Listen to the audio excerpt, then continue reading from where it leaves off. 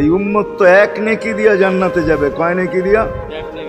একটা নেকি দিয়া জান্নাতে যাবে এই উম্মত। অন্য উম্মতের কথা জানি না আমি, এই উম্মত এক নেকি দিয়া জান্নাতে যাবে। নবীর একটা আদর্শের কারণে জান্নাতে যাবে। সিরত মানি আদর্শ। আর এটা আমরা কদমে কদমে মুহতাজ। কেননা এই ছোট জীবনটা যদি গ্রহণযোগ্যতা পর্যন্ত পৌঁছাইতে হয় আল্লাহর কাছে, চাই নারী হই, চাই যুবক হই, চাই বৃদ্ধ হই, যেই মানুষই হই না কেন, যেখানেরই হই না কেন, যেই বাসারই হই না কেন, যেই বর্ণেরই হই না কেন, যেই পেশারই হই না কেন, যেই সোসাইটিরই হই না কেন, এই জীবনটাকে যদি গ্রহণযোগ্যতা পর্যন্ত পৌঁছাইতে হয় কার কাছে? দুনিয়া আলাদের কাছে না, মালিকের কাছে, যিনি এক ফোঁটা পানির থেকে অস্তিত্ব দিছেন, যার কাছে আবার আমাদেরকে ফিরা যেতে হবে। পালানের কোনো সুযোগ নাই।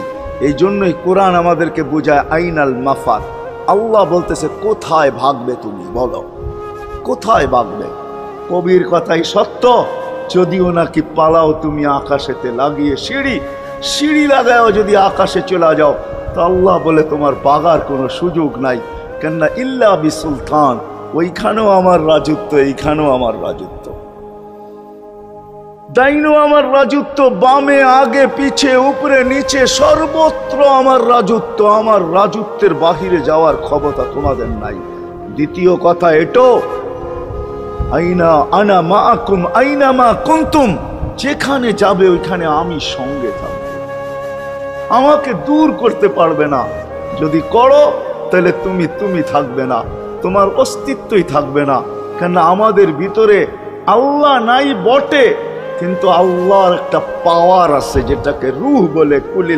কুলির রূহ মিন আমরি রব্বি। আল্লাহর একটা পাওয়ার, একটা সিফত, সবচেয়ে শক্তিশালী পাওয়ার যেটা, ওইটা আমাদের ভিতরে আল্লাহ ঢুকায় রাখছেন, যেটাকে আমরা রূহ বলি। কোরআনের ভাষায় রূহ বলে, বাংলা ভাষায় আত্মা বলে। যেটাকে আমরা আত্মা বলি ওটা আল্লাহর হুকুম ছাড়া কিছু না। আল্লাহ বলে ওটা মনে করে নাও আমি তোমার ভিতরে আছি, কেন এটা আমারই জিনিস। কুলির রূহ মিন আমরি রব্বি। আমাকে পৃথক করলে আর তুমি থাকবে না। তখন তোমার চক্ষু থাকবে আইন লা তানজুর, তোমার চক্ষু থাকবে দেখবে না।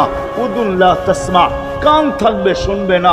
লিসান লা তান্তিক, জবান থাকবে কিন্তু জিহ্বা থাকবে কিন্তু বলবে না। আকলুন লা তুমাইয়িজ, তোমার মগজ থাকবে ভালো মন্দ বুঝবে না। কলব লা তাতাফাক্কার, দিল থাকবে কিন্তু চিন্তা করার ক্ষমতা তোমার থাকবে না।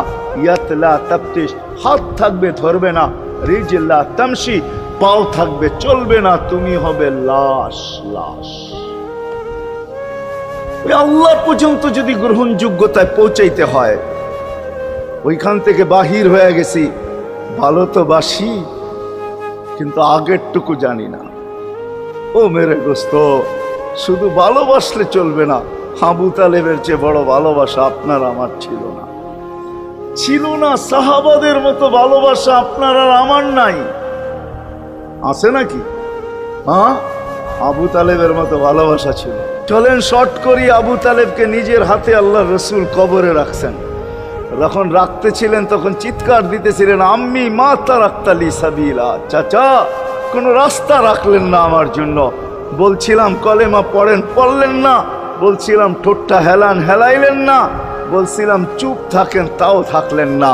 সর্বশেষ একটা চিৎকার দিলেন, আলা মিল্লাতি আব্দুল মুত্তালিব, আব্দুল মুত্তালিবের ধর্মের উপরে চলে যেতেছি। এই কথা বইলা দুনিয়ার থেকে বিদায় নিলেন। চুপও যদি থাকতেন তো আমার জন্য কোনো সুযোগ হইতো। চাচা, ও চাচা, আমার জন্য কোনো রাস্তা রাখলেন না। ভালোবাসা কাজে দিবে না। এই জন্য চলেন, জীবনটাকে গ্রহণযোগ্যতা পর্যন্ত পৌঁছাইতে হইলে কদমে কদমে মুহাম্মদুর রাসূলুল্লাহর আদর্শ লাগবে। যেটাকে আরবি ভাষায় সিরাত বলে, যেটাকে কেরিয়ার বলে। আল্লাহর রসুলের কেরিয়ার লাগবে, আল্লাহর রসুলের আদর্শ লাগবে, আল্লাহর রসুলের সিরত লাগবে, আল্লাহর রসুলের চরিত্র লাগবে। এই জন্যই আল্লাহ কোরআনে বলছেন, লাকাদ কানা লাকুম ফি রাসূলিল্লাহি উসওয়াতুন হাসানা। তোমরা লিমান কানা ইয়ারজুল্লাহ, তোমরা যদি আমাকে পাইতে চাও তাহলে আমার আদর্শ সহজ করছেন, কঠিন করেন নাই। আল্লাহ কঠিন করতে পারতেন, আল্লাহ সহজ করছেন। কেননা আসলে উদ্দেশ্য ছিল আল্লাহকেই মানা, আল্লাহকে মানা উদ্দেশ্য ছিল, কিন্তু আল্লাহ